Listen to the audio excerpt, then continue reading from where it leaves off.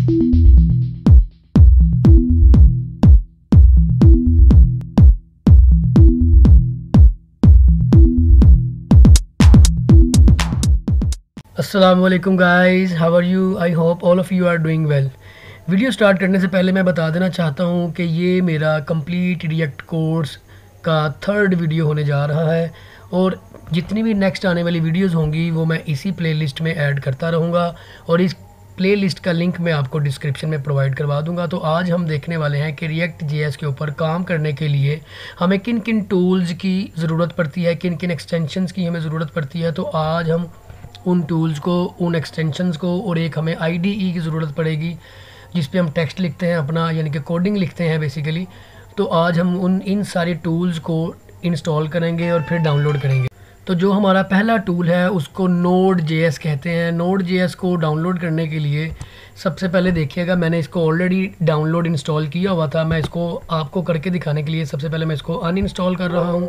ये मैंने इसको अनइंस्टॉल कर दिया और फिर इसको इंस्टॉल करने के लिए मैं आपको गूगल क्रोम पर ले जाऊंगा।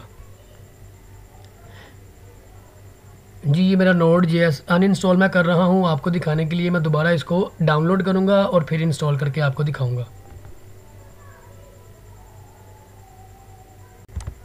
जी, हमारा अनइंस्टॉल तो हो गया, लेकिन डाउनलोड करने से पहले मैं आपको बता देना चाहता हूँ कि नोड जेएस होता क्या है। Node JS is the runtime of JavaScript. ये जावास्क्रिप्ट का रन टाइम होता है which help you to execute JavaScript code in your computer. यानी कि आप अपने कंप्यूटर में जावास्क्रिप्ट के कोड को एग्जीक्यूट करने के लिए नोड जेएस का इस्तेमाल करते हैं। तो नोड जेएस को डाउनलोड करने के लिए मैं यहाँ पर आऊँगा, मैं लिखूँगा नोड जेएस डाउनलोड। मैंने क्लिक किया, ये आपको सबसे पहला जो लिंक नज़र आ रहा है आपने इस पर क्लिक करना है। क्लिक करने के बाद ये आपको विंडोज़ इंस्टॉल, विंडोज़ के लिए भी अवेलेबल है, मैकिनटॉश के लिए भी है, सोर्स कोड भी है। क्योंकि मैं विंडोज़ 10 यूज़ कर रहा हूँ तो मैं इस पर क्लिक करूँगा। ये आप ऊपर देख सकते हैं कि मेरा जो नोड जेएस है वो डाउनलोड हो रहा है। अभी एक डाउनलोडिंग होने में कुछ थोड़ा सा टाइम लेगा, तब तक हमें वेट करना पड़ेगा। तो जब तक ये डाउनलोड हो रहा है तब तक हमें एक वीएस कोड भी चाहिए होता है। वीएस कोड इस तरह का होता है, मैं इसको भी अनइंस्टॉल कर रहा हूँ ताकि मैं आपको टोटली वीएस कोड को भी कैसे डाउनलोड करते हैं और कैसे इंस्टॉल करते हैं मैं आपको करके दिखाना चाहता हूँ। तो इसके लिए भी मुझे जाना पड़ेगा अपने कंट्रोल पैनल के ऊपर। कंट्रोल पैनल में आके ये मेरा रहा माइक्रोसॉफ्ट विजुअल स्टूडियो कोड, मैंने इसको कर दिया अनइंस्टॉल।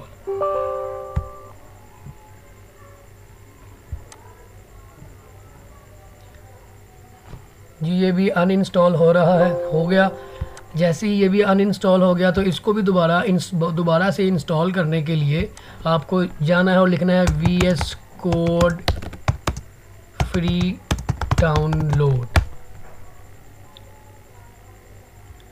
पहले ही लिंक पर आपने क्लिक करना है। जैसे ही ये ओपन होगा आप देख सकते हैं कि ये विंडोज़ के लिए अवेलेबल है। उसके अलावा भी आपके पास ऑपरेटिंग सिस्टम है जैसा कि मैक है। मैं जो कि विंडोज़ 10 यूज़ कर रहा हूं तो मैं ये विंडोज़ वाला वर्जन डाउनलोड करूंगा। इस पर क्लिक किया मैंने, ये देखिएगा ये आपका डाउनलोडिंग स्टार्ट होना शुरू हो गई है। जी, मेरा नोड जेएस डाउनलोड होने ही वाला है। जैसे ही डाउनलोड हो जाता है हम इसको इंस्टॉल करेंगे।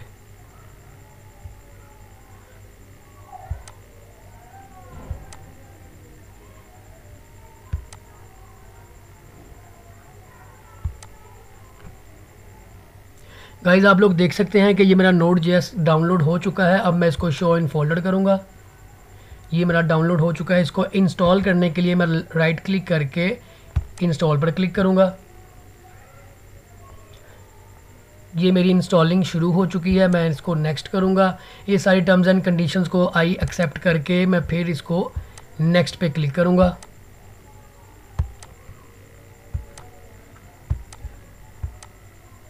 जी, आप लोग देख सकते हैं ये नोड जेएस मेरा इंस्टॉल हो रहा है। नोड जेएस के साथ एक हमें पैकेज की भी ज़रूरत पड़ती है जिसको npm नोड पैकेज मैनेजर का नाम देते हैं। लेकिन जैसे ही हम नोड जेएस को डाउनलोड करते हैं बेसिकली npm भी इसी के साथ डाउनलोड हो जाता है। ये मैं अभी आपको इंस्टॉलेशन के बाद आपको मैं दिखाता हूँ कि ये डाउनलोड हुआ भी है हमारे पीसी यानी हमारे लैपटॉप के ऊपर या नहीं। जैसे ही इसकी इंस्टॉलेशन कंप्लीट होती है मैं आपको दिखाता हूँ। ये हो गया, इसको मैं फ़िनिश कर रहा हूँ। अब अगर मैं देखना चाहता हूँ कि मेरा Node.js और node package manager npm install हुआ या नहीं हुआ, उसके लिए मैं cmd का यूज़ करूँगा। cmd क्या होता है, कमांड प्रॉम्प्ट होता है। मैंने cmd को किया ओपन, और Node.js इंस्टॉल हुआ या नहीं हुआ ये देखने के लिए मैं लिखूँगा node-v, एंटर हिट करूँगा। यस, वर्जन 16.16.0 ये वर्जन मेरा इंस्टॉल हो चुका है। अब मुझे देखना है npm नोड पैकेज मैनेजर भी इंस्टॉल हुआ या नहीं हुआ। ऑब्वियसली वो भी हो गया होगा, मैं आपको वो भी दिखा सकता हूँ। जी वो भी हो चुका हुआ है। ये मेरा npm भी इंस्टॉल हो गया भाई। ये ऊपर जो वार्निंग है उसको आप इग्नोर कर सकते हैं। और अगर आप इस वार्निंग को रिमूव करना चाहते हैं तो जस्ट इस कमांड को आपने कर लेना है कॉपी। मैं Ctrl+C करके कॉपी कर रहा हूँ। आप लोगों ने जाना है, देखिएगा ऊपर लोकल डिस्क सी के अंदर ऑल प्रोग्राम्स यानी प्रोग्राम फाइल्स, प्रोग्राम फाइल के अंदर हमारे पास Node.js का फोल्डर है। उसमें जाने के बाद आपने ये जो npm हमारे पास फाइल है इसको राइट क्लिक करके मैं इसको ओपन विद कोड कर रहा हूँ, VS कोड। जैसे ही मैंने इस फाइल को ओपन किया, 23 नंबर लाइन आप लोगों को अगर नज़र आ रही है, आप इस -g को रिमूव करके इस कमांड जो मैंने कॉपी की है उसको पेस्ट कर दें और इसको सेव कर दें। और अब आपने क्या करना है, अब आपने एक और फाइल ओपन करनी है। Ctrl+O मैंने किया और उस फाइल का नाम है npm। ये वाली मेरे पास फाइल है, मैंने इसको भी ओपन किया और ये आपको फिर से -g यहाँ पर नज़र आ रहा है। आपने यहाँ पर भी Ctrl+V कर देना है। ये मैंने कर दिया। मैंने इसको कर दिया सेव और रीट्राई एज एडमिन, मैंने इसको यस कर दिया। ये फाइल भी मेरी सेव हो गई है। अब मैं इसको रीट्राई करूँगा तो आप लोग देख सकेंगे कि हमारी ये जो वार्निंग थी वो रिमूव हो चुकी होगी। मैंने लिखा npm-वर्जन, तो आप लोग देख सकते हैं कि अब हमें जो ऊपर वार्निंग शो हो रही थी अब हमें वो वार्निंग शो नहीं हो रही। अब हम देखते हैं हमारा विजुअल स्टूडियो कोड कहाँ तक पहुँचा है, कितना डाउनलोड हो चुका है, फिर हम उसको भी इंस्टॉल करेंगे। जी तो व्यूवर्स आप लोग देख सकते हैं कि ये हमारा VS कोड भी डाउनलोड हो चुका है। अब इसे भी शो इन फोल्डर करके राइट क्लिक करेंगे और इसको रन एज एडमिनिस्ट्रेटर करेंगे to install. Okay, I accept, सारी की सारी टर्म्स एंड कंडीशंस आप लोग भी पढ़ लीजिएगा, मैंने तो पढ़ ली हुई है। आप आई एक्सेप्ट कर देंगे, नेक्स्ट कर देंगे, फिर नेक्स्ट कर देंगे और फिर नेक्स्ट कर देंगे। लेकिन यहाँ पर आप लोगों को क्रिएट आ डेस्कटॉप आइकॉन, एक तो इसको चेक मार्क करना है और इन दोनों को भी आप लोगों ने चेक मार्क कर देना है। इसका क्या यूज़ होगा ये मैं आपको आगे बताऊँगा। नेक्स्ट कर दीजिए, नए इंस्टॉल। जी आप लोग देख सकते हैं ये हमारा इंस्टॉल हो रहा है। जैसे ही ये इंस्टॉल हो जाएगा हमें अब इसको फिनिश करते हैं। फिनिश करने के बाद अब मुझे विजुअल स्टूडियो कोड मेरा ओपन हो रहा है। जैसे ही ये ओपन होता है मैं आपको दिखाता हूँ कि इस पर हमने अब कैसे काम करना है। जी आप लोग देख सकते हैं ये मेरा विजुअल स्टूडियो कोड डाउनलोड मैंने कर लिया था, इंस्टॉल हो चुका है। अब मैं इस देखें, ये अब हमें यूज़ करने के लिए कुछ एक्सटेंशंस की ज़रूरत पड़ेगी। विजुअल स्टूडियो कोड में हमें कुछ एक्सटेंशंस की ज़रूरत पड़ेगी। हम अब उन एक्सटेंशंस को इंस्टॉल करेंगे। What is meant by extension? We can enhance the functionality of the code by adding the extensions. Extensions की मदद से हम VS कोड की जो फंक्शनैलिटीज़ हैं उसको इन्हांस कर सकते हैं। तो सबसे पहले आप लोग यहाँ पे देख सकते हैं एक्सटेंशंस लिखा हुआ है, मैंने इस पर किया क्लिक। जो मुझे एक्सटेंशंस चाहिए हैं मैं आपको स्टेप बाय स्टेप उन एक्सटेंशंस के बारे में बताता जाऊंगा। आप लोगों ने भी मेरे साथ साथ उसको इंस्टॉल करते जाना है। सबसे पहले हमें चाहिए है एक लाइव सर्वर। लाइव सर्वर क्या होता है, अब मैं उम्मीद करता हूं कि आप लोगों को ये पता होना चाहिए। लाइव सर्वर होता है कि आप अपने विजुअल स्टूडियो कोड में रहते हुए अपनी जो वेबसाइट है यानी कि index.html है उसको विजुअलाइज कर सकते हैं। ये जैसे ही ये मैंने इस पर एंटर हिट किया ये मेरे सामने आ गई। मैं इसको ज़रा सा आपको दिखाना चाहता हूँ। ये पहले हमारे पास एक्सटेंशन आ गई है। एक सेकंड मैं इनको बंद कर देता हूँ ये फाइल्स को। तो आप लोग देख सकते हैं ये मैंने ऑलरेडी लाइव सर्वर को इंस्टॉल किया हुआ है। आप लोग भी इसको इंस्टॉल कर सकते हैं। अब इसका फ़ायदा क्या होगा, ये मैंने एक छोटी सी एक index.html की फ़ाइल बना रखी है। अब बजाय इसके देखें, अगर हमारे पास लाइव सर्वर नहीं होता तो हम इससे पहले क्या करते हैं, हम इसका फ़ाइल पाथ देखते हैं। जैसे कि इसका फ़ाइल पाथ है जी एजेंसियो रिपीट index1.html। तो मैं आपको यहाँ पर लेके चलता हूँ।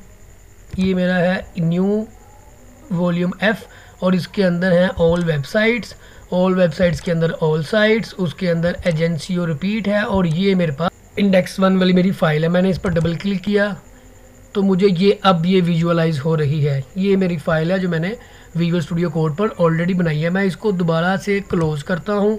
अब चूँकि मैंने लाइव सर्वर इंस्टॉल किया हुआ है तो मुझे वहाँ उसके पाथ पर जाकर फ़ाइल को ओपन नहीं करना पड़ेगा। सिर्फ ये आपको एक ऑप्शन नज़र आ रही है गो लाइव, आप यहाँ पर भी क्लिक कर सकते हैं, नहीं तो राइट क्लिक करने पर आपको ये देखिएगा ओपन विद लाइव सर्वर की ऑप्शन नज़र आ रही है। आप इस पर क्लिक कर सकते हैं और आप अपनी फ़ाइल को बआसानी विजुअलाइज कर सकते हैं। आई होप आप अंडरस्टैंड कर गए होंगे कि लाइव सर्वर का क्या मकसद है। फिर उसके बाद हमारे पास एक और एक्सटेंशन आती है जिसको हम कहते हैं ऑटो रीनेम।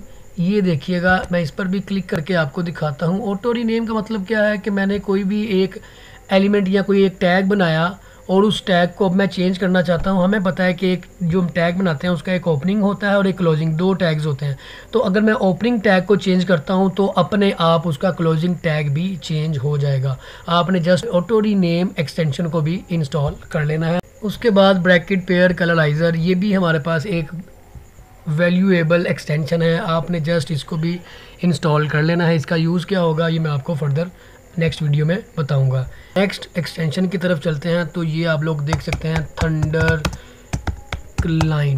क्लाइंट क्या होता है मैं आप लोगों को बताता हूँ। पहले आप लोग इसको सिंपली इंस्टॉल कर लें क्योंकि मैंने भी ऑलरेडी किया हुआ है। थंडर क्लाइंट क्या होता है? Thunder client is an extension of VS code which is use to test the get post request and APIs। आप अपनी गेट पोस्ट की रिक्वेस्ट को टेस्ट करना चाहते हैं या आप लोग अपनी APIs को टेस्ट करना चाहते हैं तो इसकी मदद से आप बआसानी कर सकते हैं। ये कैसे होगा? आपने सिंपली ये थंडर क्लाइंट वाले एक्सटेंशन पर क्लिक करना है, न्यू रिक्वेस्ट पर जाना है और ये आपको थंडर क्लाइंट एक गेट रिक्वेस्ट अपनी तरफ से प्रोवाइड करता है ताकि आप लोग इसको टेस्ट कर सकते हैं। अगर आपकी कोई अपनी API है या कोई रिक्वेस्ट है, आप उसका URL यहाँ पर लाकर पेस्ट कर सकते हैं और फिर सेंड पर क्लिक करके आप इसका ये देखिएगा, आपने एक रिक्वेस्ट की और आपको यहाँ पर इसका रिस्पॉन्स नज़र आ रहा है। आई होप आप लोग समझ रहे होंगे। ये बिल्कुल वैसे ही है जैसे पोस्टमैन काम करता है Node.js के अंदर। पोस्टमैन, अगर आप लोगों को पोस्टमैन का नहीं पता, no problem,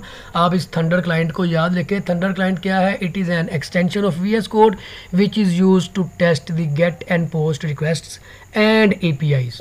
okay, I hope आप लोग इसको बआसानी अंडरस्टैंड कर रहे होंगे। नेक्स्ट एक्सटेंशन हमारे पास आ रही है ES7।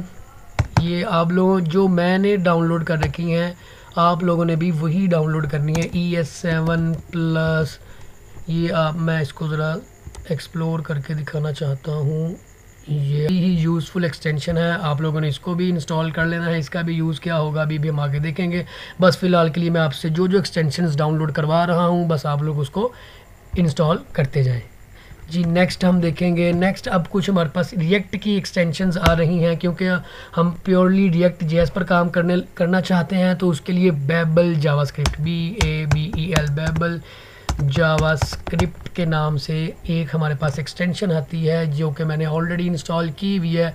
ये आप लोग भी इंस्टॉल कर लें। ये हम क्यों यूज़ करते हैं आप लोग इसको नीचे पढ़ सकते हैं। VS code syntax highlighting for today's JavaScript. JavaScript के सिंटैक्सेस को या VS कोड के जो सिंटैक्सेस हैं उसको हाईलाइट करने के लिए हम ये बेबल जावास्क्रिप्ट का यूज़ करते हैं जी। नेक्स्ट हमारे पास जो एक्सटेंशन है उसको हम कहेंगे VS कोड आइकन। ये भी ज़रा इम्पोर्टेंट है, VS कोड हाइफन लगा के आइकॉन। ये देखिएगा, ये भी मैंने ऑलरेडी इंस्टॉल कर रखी है, आप लोग भी इसको इंस्टॉल कर लीजिएगा। ये आइकॉन्स को डिफरेंट कलर्स में, डिफरेंट स्टाइल्स में शो करवाने के लिए ये एक्सटेंशंस हम यूज़ करते हैं। Viewers, only last one extension is remaining which is known as React Dev Tool। ये रिएक्ट डेव टूल क्या चीज़ है? React developer tool is Chrome tools extension for the open source React JavaScript library. ये React JavaScript जो library है उसकी एक Chrome extension है जिसको हम यूज़ क्यों करते हैं? It allows you to inspect the React components hierarchy in Chrome developer tool. Chrome developer tool किसको हम कहते हैं? ये जब हम अपनी रिएक्ट जेएस की फ़ाइल को इंस्पेक्ट करते हैं तो उसके अंदर कंपोनेंट्स की जो हायरार्की है, मींस के कंपोनेंट कौन कौन से हमने यूज़ किए हैं और किस जगह पे यूज़ किए हैं, इनमें प्रॉप्स क्या है, इनमें हुक्स किधर नज़र आ रही हैं, इन सारी की सारी कंपोनेंट्स हायरार्की को देखने के लिए आप रिएक्ट डेव टूल्स का यूज़ करते हैं। ये आपने इस पर क्लिक करना है। जैसे ही आप इस पर क्लिक करेंगे ये आ गया ऐड टू क्रोम। आपने इस एक्सटेंशन को जस्ट ऐड टू क्रोम करके एक्टिव कर लेना है। ये ऐड एक्सटेंशन मैंने कर दी, ये मेरी एक्सटेंशन को ऐड कर देगा। व्यूवर्स आप लोग देख सकते हैं कि मेरी ये रिएक्ट डेवलपर टूल वाली जो एक्सटेंशन है वो ऐड हो चुकी है। तो ये था हमारा आज का लेक्चर जिसमें हमने देखा कि हम किस तरह से एक्सटेंशंस को ऐड करते हैं और एक्सटेंशंस की मैंने एक लिस्ट बना रखी है।